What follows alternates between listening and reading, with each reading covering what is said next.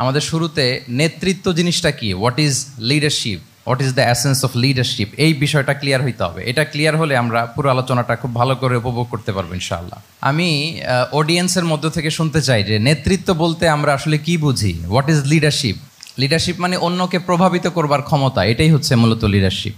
নেতৃত্ব মানে আপনার যদি অন্যকে ইনফ্লুয়েন্স করার ক্ষমতা থাকে, আপনার যদি মানুষকে ম্যানেজ করার ক্ষমতা থাকে, প্রভাবিত করবার ক্ষমতা থাকে, এটাই বেসিকলি লিডারশিপ। যদি আমরা অন্যকে প্রভাবিত করতে পারি তাহলে বাই ডিফল্ট আমি নেতা হয়ে উঠি। এটা হচ্ছে লিডারশিপের মূল সংজ্ঞা বা প্রকৃত কথা। লেটসে ক্লাস শেষে একজন তার বন্ধুদেরকে বলল চল খেলতে যাই, তো কেউ কেউ রাজি, আবার অনেকে রাজি না। সে কনভিন্স করা শুরু করলো, ফাইনালি সে সবাইকে কনভিন্স করে খেলতে নিয়ে গেল, এই যে লিডার হয়ে গেছে। ক্লিয়ার হয়েছে না ব্যাপারটা? তাহলে বেসিকলি অন্যকে প্রভাবিত করবার যে ক্ষমতা, এটাই হচ্ছে কি লিডারশিপ। যদি আমরা অন্যকে প্রভাবিত করতে পারি, ইনফ্লুয়েন্স করতে পারি। আমাদের সমাজে কিংবা রাষ্ট্রে আমরা যে সমস্যাগুলো দেখি, এগুলো বেসিকলি পোর লিডারশিপের কারণে। Poor leadership, because of poor leadership.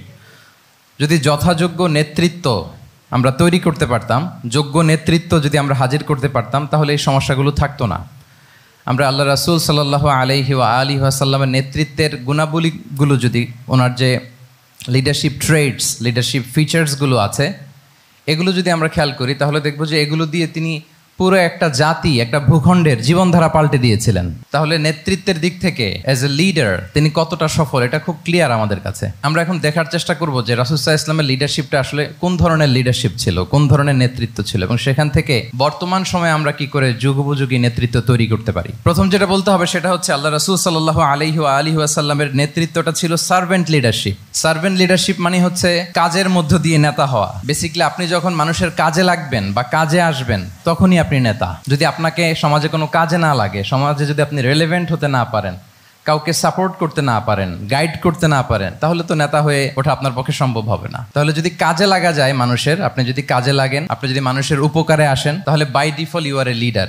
If you are society oriented, if you are people oriented, if you are service oriented, by default you are a leader. আমরা যদি আল্লাহ রাসূল সাল্লাল্লাহু আলাইহি ওয়া আলিহি ওয়াসাল্লামের জীবনের দিকে একটু খেয়াল করি, তাহলে দেখবো যে নবী হওয়ার আগেও কিন্তু আল্লাহ রাসূল সাল্লাল্লাহু আলাইহি ওয়াসাল্লামের এই ক্যারেক্টারিস্টিক্সগুলো ছিল, এই ফিচারগুলো ছিল। উনি মানুষের অনেক কাজে এসেছেন, তিনি মানুষকে সাপোর্ট করতেন, বিপদে তাদের পাশে দাঁড়াতেন, তাই না? তিনি তো অফিসিয়ালি 40 বছর বয়সে নবী হলেন, যদিও আল্লাহর এলেমে তিনি অনেক আগে থেকেই নবী।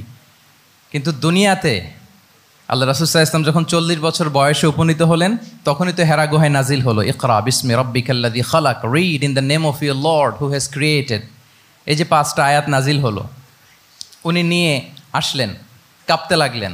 খাদিজা রাদিয়াল্লাহু তাআলা আনহার কাছে বললেন যে মনে হয় আমি মারা যাব, আমাকে কম্বল চাপা দাও, আমার ভয় লাগছে, আমি কাঁপছি। তখন খাদিজা রাদিয়াল্লাহু তাআলা আনহা ওনাকে আশ্বস্ত করলেন, ওয়াল্লাহি লা ইউখজিকাল্লাহু আবাদা, আপনি ভয় পাবেন না, আল্লাহ আপনাকে অপদস্থ করবেন না।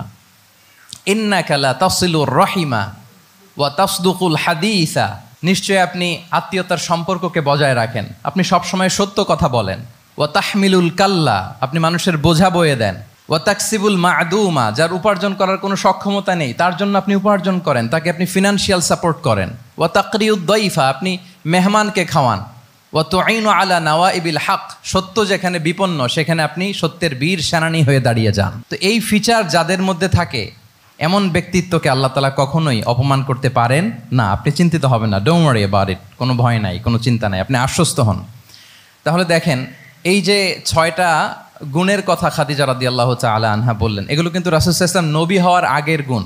অর্থাৎ 40 বছর বয়সে তিনি উপনীত হওয়ার আগেই ওনার এই অভ্যেস ছিল যে উনি অন্যের বোঝা বইয়ে দিতে হেল্প করতেন, মানুষকে সাপোর্ট করতেন। যার উপার্জন করার সুযোগ নাই, ক্ষমতা নাই, তাকে তিনি উপার্জন করে দিতেন, মানে তাকে ফিনান্সিয়ালি সাপোর্ট করতেন, মেহমান খাওয়াতেন। তার মানে নবী হওয়ার আগেই উনি জনকল্যাণমূলক কাজে নিজেকে সম্পৃক্ত রেখেছেন।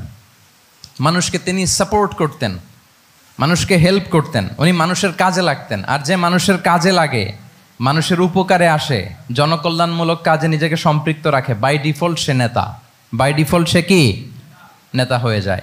তাহলে to serve before to lead, নেতৃত্ব এটা আসলে পজিশনের সাথে সম্পৃক্ত না, ইটস অল অ্যাবাউট ইনফ্লুয়েন্স। আপনার বাবা নেতা ছিল, আপনি ছেলে, তো আপনি নেতা, এটাকে নেতৃত্ব বলে না। আপনি যদি মানুষকে প্রভাবিত করবার ক্ষমতা হাসিল করেন, মানুষের কাজে আসেন, আপনাকে যদি সমাজে কাজে লাগে, আপনি মানুষকে সাপোর্ট করেন, তখন আপনি নেতা হয়ে ওঠেন। তাহলে রাসূল সাল্লাল্লাহু আলাইহি ওয়াসাল্লামের লিডারশিপটা যদি বুঝতে হয়, প্রথম কথা হচ্ছে ওনার লিডারশিপের প্যাটার্নটা ছিল সার্ভেন্ট লিডারশিপ, মানে সার্ভিস দেওয়ার মধ্য দিয়ে উনি নেতা বনে গেছেন। নবী হওয়ার আগেই ওনার মধ্যে এই ট্রেড ছিল, উনি মানুষকে সার্ভিস দিতেন।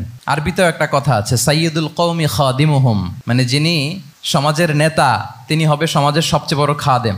যিনি নেতা হবেন তিনি সমাজের সবচেয়ে বড় কি হবেন? খাদেম হবেন।